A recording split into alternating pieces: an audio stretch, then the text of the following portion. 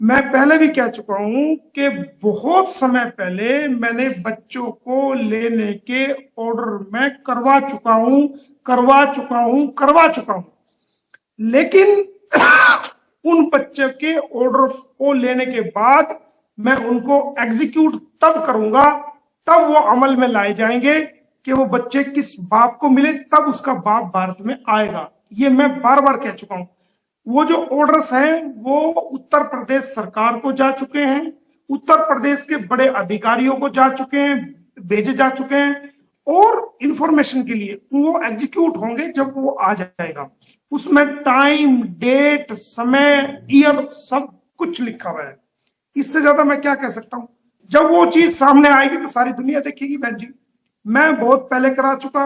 अब तो जो हम प्रोसेस कर रहे हैं वो प्रोसेस, क्योंकि 45 डेज का तो हमको जो समय दिया गया है कि 45 डेज के अंदर अंदर आप उसको वीजा ग्रांट करके, और अदालत में विदेश मंत्रालय, हाई कमीशन ऑफ इंडिया को 45 डेज का दोबारा टाइम दिया है, 15/5 तक। चाहे वो कल दे दे, परसों दे दे, वो उनकी मर्जी है। लेकिन उन्होंने कहा कि भाई इतने कम समय में, क्योंकि 1 तारीख तक का सिर्फ हफ्ता है, 10 दिन का जो, तो मुझे भी कहा इस बात को कि हमें थोड़ा सा टाइम चाहिए। तो वो 45 डेज का टाइम अदालत से मैंने भी उसमें नो ऑब्जेक्शन किया कि जी ठीक है, क्योंकि ये सरकारों के मसले हैं बहन जी। हमें अपनी सरकार का भी सहयोग करना है। हमने अपनी सरकार, वो ऑर्डर भी आज हमने कोशिश की थी लेने के लिए, लेकिन वो व्यस्तता ज्यादा होने की वजह से आज हमें नहीं मिल सके। तो उम्मीद है तो कल मिल जाएंगे। मंडे तक वो ऑर्डर विदेश मंत्रालय में, जैसे हमने पहले भी ऑर्डर भिजवाए थे, विदेश मंत्रालय भारत सरकार को हम वो ऑर्डर पहुंचवा देंगे। और वो आगे एक कॉपी उसकी आगे हाई कमीशन ऑफ इंडिया को जाएगी, और ये भी अपने तौर पे कॉपी देंगे। ये ऑर्डर्स होने के बाद किसी भी रिकमेंडेशन की जरूरत नहीं होगी, किसी भी और फॉर्मेलिटीज की जरूरत नहीं होगी। ऐसा हमने अदालत को बताया था कि जनाब ये रिकमेंडेशंस वो मानते हैं, और हमें अदालत के आदेश की कॉपी के ऊपर ही हमें वीजा दिया जाए। तो वो अदालत के आदेश, हमने सारी बातें कोर्ट में रखी थी और लिखित में दी थी, तो उस पर वो आदेश हुआ है। तो वो आएगा। आने के बाद देखना, जो हमसे एक इंसानियत के नाते, एक हमें उससे कुछ लालच नहीं, ना पहले था ना आज न कब, एक इंसानियत के नाते उसको रिसीव करेंगे। इंसानियत के नाते उसको जो ना उसके रहने का, खाने का, पीने का अच्छा ख्याल रखा जाएगा। किसी प्रकार की उसको मुलाकात कराई जाएगी, बातचीत भी कराई जाएगी। और वो समय भी आएगा जब वो अपने बच्चों के साथ रहेगा भी, भारत में ही बच्चों के साथ रहेगा भी जब तक वो जाएगा, और समय बिताएगा। तो खुद अपने चैनल से या किसी भी माध्यम से वो दुनिया उसको देखेगी। तो वो वक्त वो होगा कि जब उस ब्लाइंड लड़की को पता लगा कि मेरे बेटा पैदा हुआ, वो सर पे ऐसे हाथ फेर रही है, शरीर पे हाथ फेर रही है, तो वो वक्त आएगा। तो वो महसूस उस वक्त होगा पूरी दुनिया। अभी लोगों का क्या है, अभी तो लोग बात बनाना आसान होता है बहन जी, करना बहुत मुश्किल होता है। बात तो जिसपे एक देसी में कहावत है, जिसपे टॉयलेट करके नहीं उठा जाता ना, जिसपे टॉयलेट करके नहीं उठा जाता वो भी बात बना दे। और उससे भी आगे रफ बात एक हमारी देसी भाषा में है कि जिससे हक के नहीं उठा जाता ना, जिसकी कोई औकात नहीं, जो टॉयलेट करके हक के उठ नहीं सकता, वो भी बात बना दे, वो भी मोमिन मलिक पे जो ना सवाल दाग दे।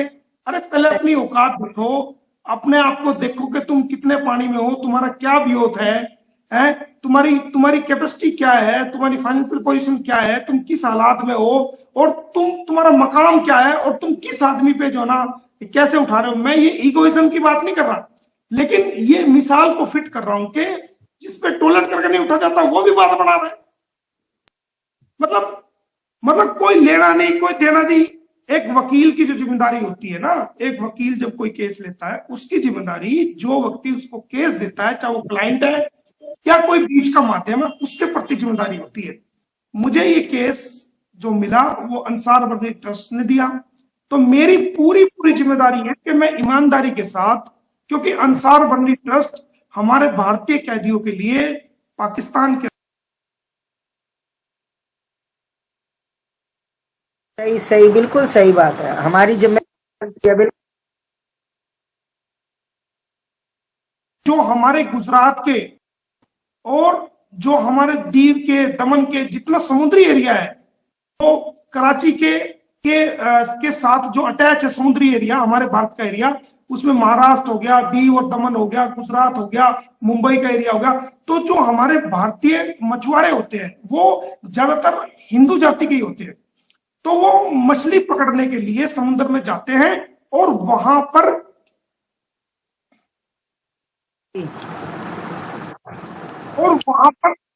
पर समुद्र में सीमा तो होती नहीं, ना कोई पोल गड़ा होता, तो वो पता नहीं लगता कि कब उनकी नाव जो है वो पाकिस्तान की टेरिटरी में दाखिल होगी और इंडिया की टेरिटरी से निकल गई।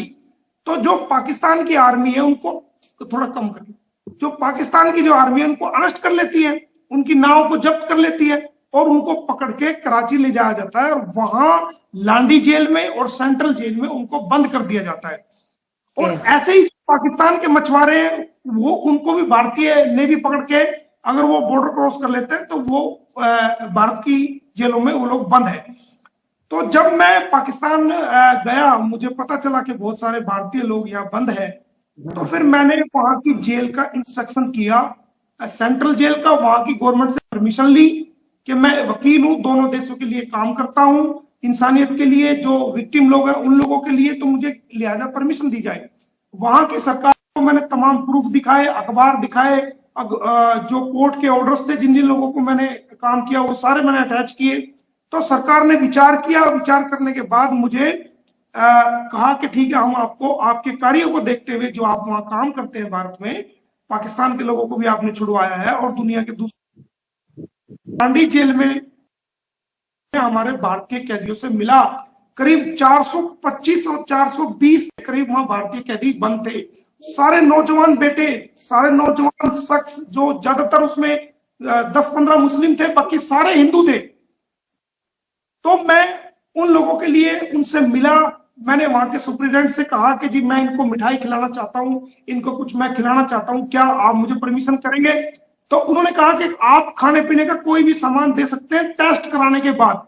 तो मैंने वहीं के जो एम्प्लॉय लोग थे उनको कहा कि ये पैसे लीजिए और आप अपनी ही कैंटीन से या बाहर से जहां से आप अच्छा समझे वहां से वो मिठाई, वो कैंटीन, वो फल मंगवाइए और इन लोगों में बांटिए। तो मैंने वो फल, मिठाई वगैरह, कुछ कपड़े, कुछ कई लोग उनमें बीमार थे, तो पता चला कि ये भी इंडियन से, ये बीमार है भाई, इसकी दवाई का वहां की गवर्नमेंट करती है इंतजाम, जेल के डिपार्टमेंट करता है, लेकिन मैंने अपनी तरफ से उनसे रिक्वेस्ट करी कि ये जो बीमार है इसकी दवाई, जो दवाई सरकारी रेट पे, सरकारी मेडिसिन ना मिले और जो बाहर से खरीदी जाए, तो ये पैसे मैं दे रहा हूं, तो ये पैसे आप उनकी दवाई में देना।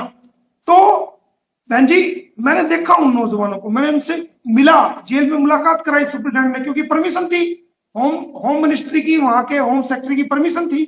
तो उनसे मिला, तो मैंने उनसे पूछा कि तुम्हें क्या यहां पर कोई दुख, दर्द, कोई दिक्कत तो नहीं है? तो बहन जी, आप यकीन जानना, उनमें से कई नौजवान लड़के दहाड़ देकर रोने लगे और आप यकीन नहीं करोगे कि उनके रोने को मैं भी नहीं देख सका।